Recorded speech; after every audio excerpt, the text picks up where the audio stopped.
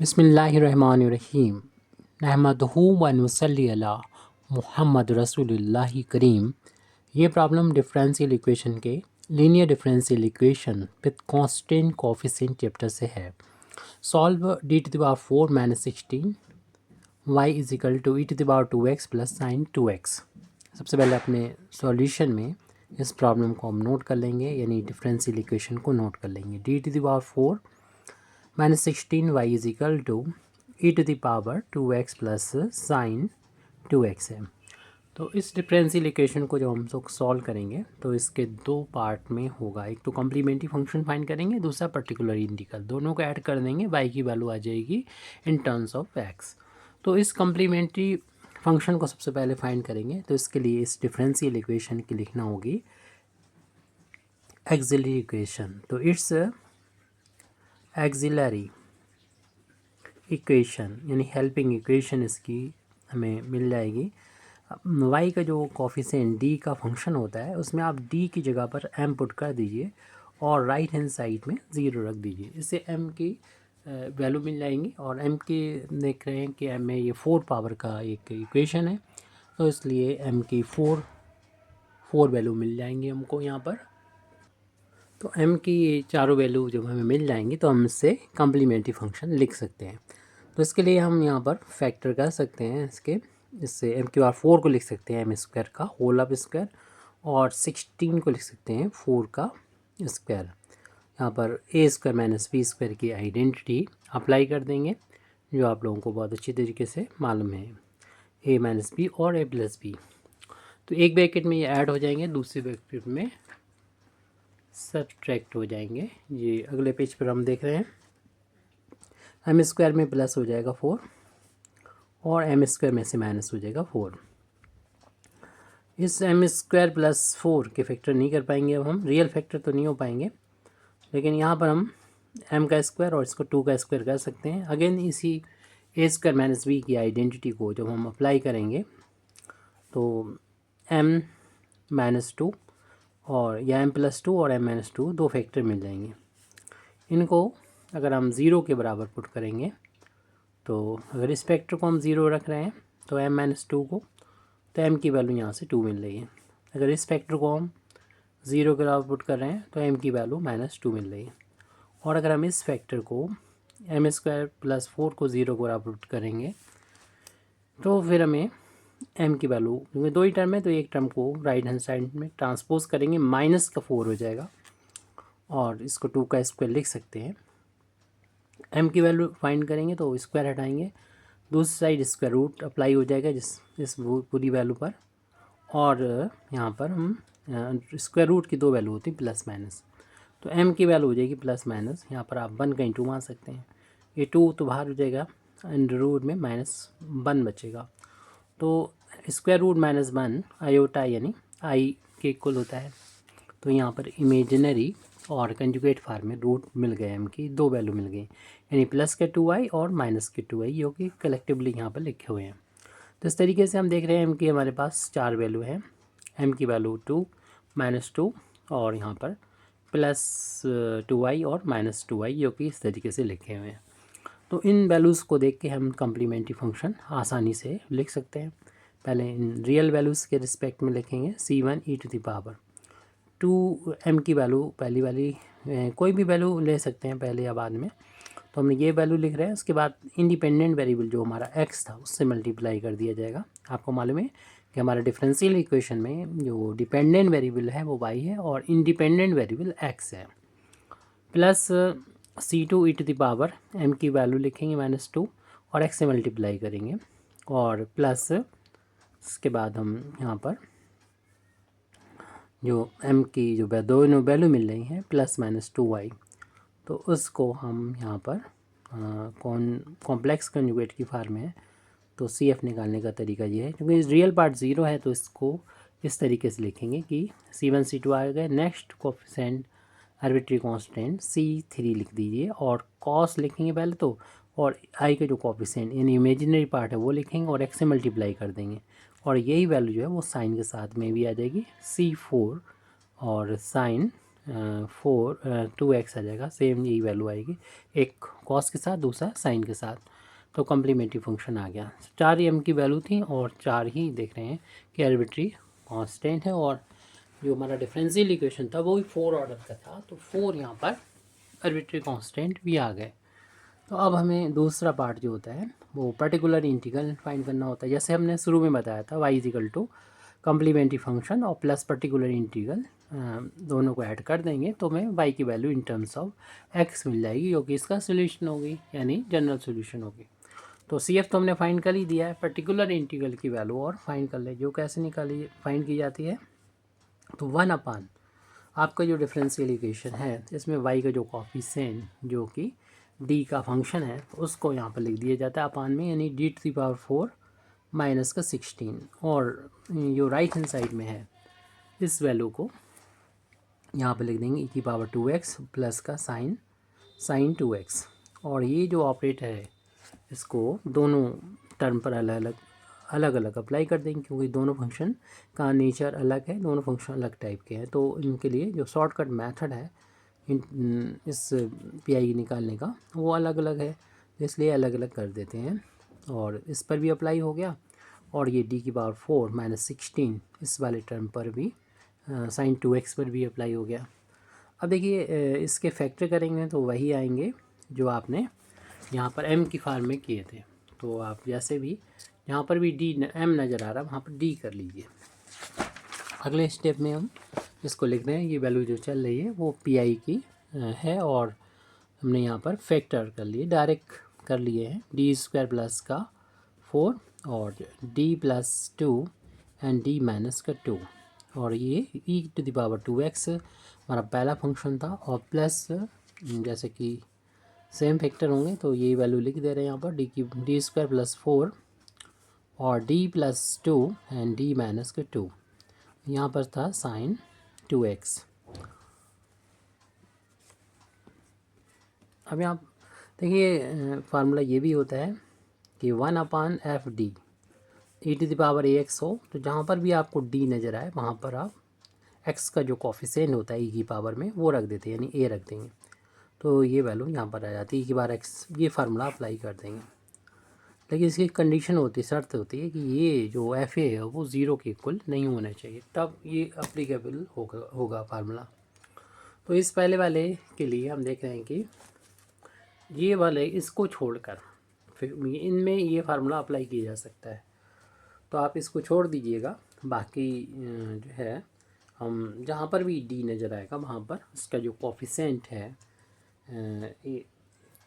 X का यानी 2 वो पुट कर देंगे, और ये वैल्यू ये फार्मूला अप्लाई कर देंगे, यानी पार्शियली ये अप्लाई होगा, पूरे फंक्शन पर ये अप्लाई नहीं होगा जो डी का फंक्शन है। तो इस तरीके से पर्टिकुलर इंटीग्रल की वैल्यू आ जाएगी। जो फैक्टर प्रॉब्लम कर रहा है इस तरीके की तो ज़ीरो नहीं है, उसी पर अप्लाई करेंगे ये, तो इनमें तो नहीं आएगा ज़ीरो, यानी एक्स का कोफिशिएंट 2 है, 2 रख दीजिए, तो 2 का स्क्वायर प्लस 4, इससे ये फैक्टर ज़ीरो नहीं होगा, तो ये तो इसमें अप्लीकेबल है। लेकिन आप देखिएगा d/2 यहाँ रख दिए, यहाँ पर ना रखें, क्योंकि ऐसा होने पर ये एफ की वैल्यू ज़ीरो हो जाएगी। उसके लिए फिर दूसरा फार्मूला है, वो अगले स्टेप में देखेंगे, e⁻2x प्लस, अब ऐसा यहाँ पर साइन के लिए भी फार्मूला एक होता है कि 1/fd² sine ax is equal to 1/f, जहाँ पर भी d होगा वहाँ पर d की जगह पर माइनस एक्स का कोफिशिएंट a है, तो a स्क्वायर रख देंगे, मतलब a रख देंगे d की जगह पर, स्क्वायर तो पहले से था और यहाँ पर माइनस साइन अलग है इससे, यानी माइनस a का स्क्वायर नहीं है, याद रहे, माइनस अलग है, a स्क्वायर अलग है, और साइन ax ये अप्लाई हो जाएगा फार्मूला यहाँ पर। ये तभी अप्लाई होगा जैसे कि अभी कंडीशन थी कि जो डिनोमिनेटर है वो हमारा ज़ीरो के इक्वल ना है, तभी एप्लीकेबल है। तो जो फैक्टर ज़ीरो हो जाएंगे वो उस पर तो हम नहीं अप्लाई कर पाएंगे, वो ये वाला फैक्टर है। तो बाकी तो लेकिन ये अकेला हम क्या करेंगे, स्क्वायर यानी d² होता है तभी हम इसको अप्लाई करते हैं। तो इन दोनों को हम मिला के एक कर देंगे, और इसमें d² जहाँ मिल रहा है वहाँ पर हम माइनस का टू स्क्वायर रख देंगे इस फार्मूले के अकॉर्डिंग। तो 1 माइनस पहले लगा अप्लाई कर लीजिए और एक्स कोएफिशिएंट 2x का डी की जगह पर रख दिया जाएगा, प्लस का 4 है वो लिख दिया जाएगा और इन दोनों का आपस में मल्टीप्लाई कर लें, यानी डी स्क्वायर प्लस का 4 माइनस का 4 है वो लिख दें, डी स्क्वायर माइनस 4। जिस तरीके से इनके फैक्टर करे थे, यानी इस वाली स्टेप से हम लिख सकते हैं, ये वाली स्टेप हमने उठाई है, यानी एम के लिए है ये, और डी के लिए लिखेंगे तो एक में तो हमने फार्मूला अप्लाई कर दिया और दूसरा ये बच गया फैक्टर, और ये किस पर अप्लाई करना है, साइन फंक्शन 2x पर अप्लाई करना है। अब जो 16 सॉल्व होके ये बचेगा पी उसे लिखेंगे, ये 4 हो जाएगा, ये भी 4 हो जाएगा और ये दोनों मिला के 8 हो जाएंगे। तो इसलिए पर्टिकुलर इंटीग्रल की वैल्यू हो गई 1/8 प्लस 8 और ये 2 4 हो जाएंगे, d - 2 e⁻²x। अभी हम सिर्फ नोट कर रहे हैं वहाँ से जो बचा हुआ है, प्लस 1/, यहाँ पर ये फैक्टर थोड़ा जिसको हमने बोला था कि ये ज़ीरो नहीं होगा, तो इसमें फार्मूला अप्लाई हो जाएगा, इसमें नहीं होगा। तो इसका मतलब आप क्या करें, आप भी उतना ही रहने दें, यानी डी स्क्वायर प्लस 4, क्योंकि ये गलती हो रही थी हमसे, डी स्क्वायर ज़ीरो हो रहा था, डी स्क्वायर डिनोमिनेटर कभी ज़ीरो नहीं होना चाहिए, नहीं तो अनर्थ हो जाएगा। तो इसलिए यहाँ पर डी स्क्वायर प्लस 4 जैसा था, यानी एज इट इसको हमने नोट कर दिया है और अब फार्मूला अप्लाई नहीं करेंगे, अभी नहीं किया, अब करने वाले हैं। और इन दोनों को मिला के हमने ए मल्टीप्लाई करके लिखा, तो ये डी स्क्वायर माइनस 4 हो गया, यानी ये पहला फैक्टर डी स्क्वायर प्लस 4 है और दूसरा ये फैक्टर जो है वो डी स्क्वायर माइनस 4 है ये, और साइन 2x पे ये अप्लाई होगा। अब देखिए ये वाला फैक्टर प्रॉब्लम नहीं कर रहा है ये, क्योंकि ये शर्त को, कंडीशन को सेटिस्फाई कर रहा है, तो इस सारे फार्मूले को इसमें अप्लाई कर देंगे और इसको एज इट लिखा रहने देंगे, डी स्क्वायर प्लस का 4 को। हमारा ये वाला है, यानी डी स्क्वायर जहाँ पर उसके हम माइनस का 2 का स्क्वायर रख देंगे, क्योंकि डिनोमिनेटर ज़ीरो नहीं बनना चाहिए, साइन 2x। इनका मल्टीप्लिकेशन हो जाएगा 1/32 और d - 2 e⁻²x एज इट लिख दिया। अभी फार्मूला अप्लाई करेंगे इस पर भी, यहाँ पर फोकस कर रहे हैं। ये माइनस तो है ही, 2 का स्क्वायर 4 हो जाएगा, -4 माइनस का 8 हो जाएगी, इसको हम शुरू में लिख दे रहे हैं माइनस का 8, और 1/d² प्लस 4 साइन 2x। देखिए यहाँ पर फार्मूला जब एफ ए की वैल्यू ज़ीरो आ जाती है, हम बात इस फार्मूले की कर रहे हैं, एफ ए की वैल्यू ज़ीरो आ जाती है, तब इस फार्मूले को तो नहीं अप्लाई करेंगे कि पावर ए एक्स के केस में, यानी कि पावर हमारा 2x केस में, क्योंकि d/2 रखने पर ज़ीरो आ रहा है। तो इसमें क्या यूज़ करेंगे, 1/fd e⁻ax इंटू वी, ये वाला फार्मूला यूज़ करेंगे। v यहाँ पर x का फंक्शन हो सकता है, e⁻v का फंक्शन x का फंक्शन ही होगा v, तो इसको तो ले जाएंगे और 1/, जहाँ पर भी d मिलेगा वहाँ पर आपको क्या करना है कि जो e की पावर में x को कोएफिशिएंट उसे ऐड कर देना है, ये शॉर्टकट मेथड है। सिर्फ v जो कि x का फंक्शन होगा उसी पर ही ये फार्मूला अप्लाई होगा। तो जो कि यहाँ पर x का कोई फंक्शन नहीं है, तो आप 1 का इंटू मानते हुए इसको v मान लें, यानी इसको x का फंक्शन मान लें और इस फार्मूले को अप्लाई कर दें इस साइड में। इसके लिए हम बाद में बता देंगे, अगले पेज पर हम चलते हैं। पर्टिकुलर इंटीग्रल की वैल्यू यहाँ पर लिख रहे हैं, therefore particular integral is equal to 1/32, और जैसे कि अभी बोला था कि ये फार्मूला अप्लाई करेंगे तो e⁻, हमें 2x को पहले लिखना होगा, e⁻²x, उसके बाद में 1/, जहाँ पर भी हमको नज़र आएगा d, वहाँ पर d प्लस x का जो कोफिशिएंट है 2, यानी e की पावर में x का जो कोफिशिएंट है वो लिख दिया, d प्लस d की यहाँ d+2, और जो माइनस का 2 चल रहा था वो हम वहाँ पर एज इट लिखेंगे, यानी d की जगह पर हमने सिर्फ चेंज किया है, d+2 रखा है और बाकी -2 था वो ऐसे लिखा, और ये जो है ऑपरेटर होगा सिर्फ इस v यानी 1 पर अप्लाई हो जाएगा, जो कि हमने माना है x का फंक्शन। अब ये देखिए ब्रैकेट ओपन करेंगे तो ये प्लस जो होगा इस माइनस की वजह से माइनस का हो जाएगा 1/8 माइनस का 1/8 और अभी हम नोट कर ले रहे हैं, अगले स्टेप में इसमें भी फार्मूला यूज़ कर लेंगे। आप डायरेक्ट कर सकते हैं इसमें फार्मूला यूज़, जो हम आगे बताने वाले हैं। अब देखेंगे 2 से 2 प्लस माइनस कैंसिल, ब्रैकेट जब हो ओपन होगा तब। तो 1/1 का 1 में इंटू ई की पावर एक्स में इंटू करेंगे, ई की पावर 2x हो जाएगा, अपान में 32 है, तो 1/d बचा, जो कि 1 पर ऑपरेट होगा। 1/d बचा है, माइनस 1/8। अब यहाँ पर क्या फार्मूला लगने वाला है, उससे पहले हम इसे d², 4 को 2 का स्क्वायर कर सकते हैं, और साइन इसमें भी देखिए एक्स के साथ में इसका कोएफिशिएंट भी वही है जो यहाँ पर है। तो यानी बिल्कुल इस फार्मूले को हम कह सकते हैं यहाँ पर यूज़ हो रहा है कि 1/d² प्लस a² हो, और यहाँ पर साइन भी ax हो, यानी सेम होगा जो यहाँ पर होगा। तो उसका फार्मूला होता है, साइन होता है तो माइनस का होता है, कॉस होता है तो प्लस का होता है, x/2a, और साइन होता है तो बदल जाता है, जैसे इंटीग्रेशन साइन का कॉस हो जाता है, कॉस ax आ जाएगा। इस फार्मूले का हम यूज़ करेंगे,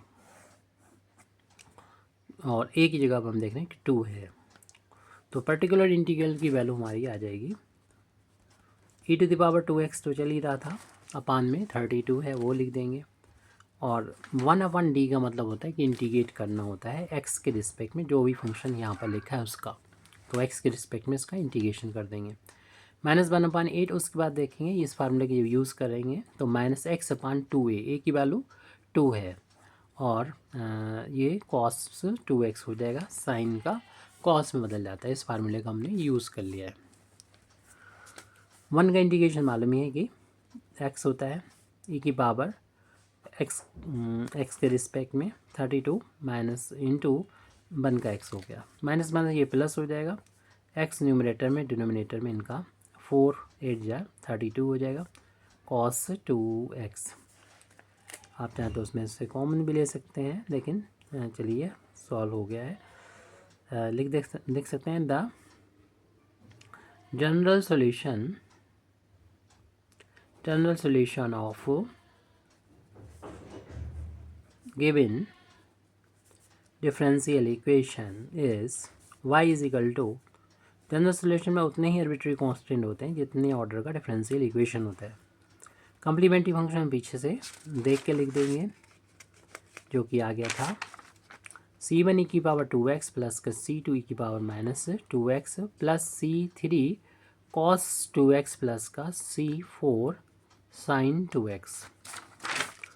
इसके बाद हम पर्टिकुलर इंटीग्रल की वैल्यू लिखेंगे, तो हम x को पहले लिख देते हैं, यानी +1 का इंटू यहाँ पर मान लें, तो 1/32x और e⁻2x है। फिर उसके बाद इसे ऐसे इसको लिख देंगे, प्लस 1/32x cos 2x। हो सकता है आपके जो बुक हो उसमें आंसर में 1/32 और x को जो कि कॉमन है इसको बाहर ले लें, और ब्रैकेट में बचे e⁻2x और इंटू प्लस cos 2x, ऐसे भी दे सकते हैं।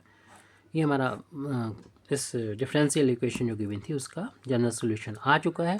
Thank you very much Indeed for listening me, व आखिर दावाना अल्हम्दुलिल्लाहि रब्बिल आलमीन।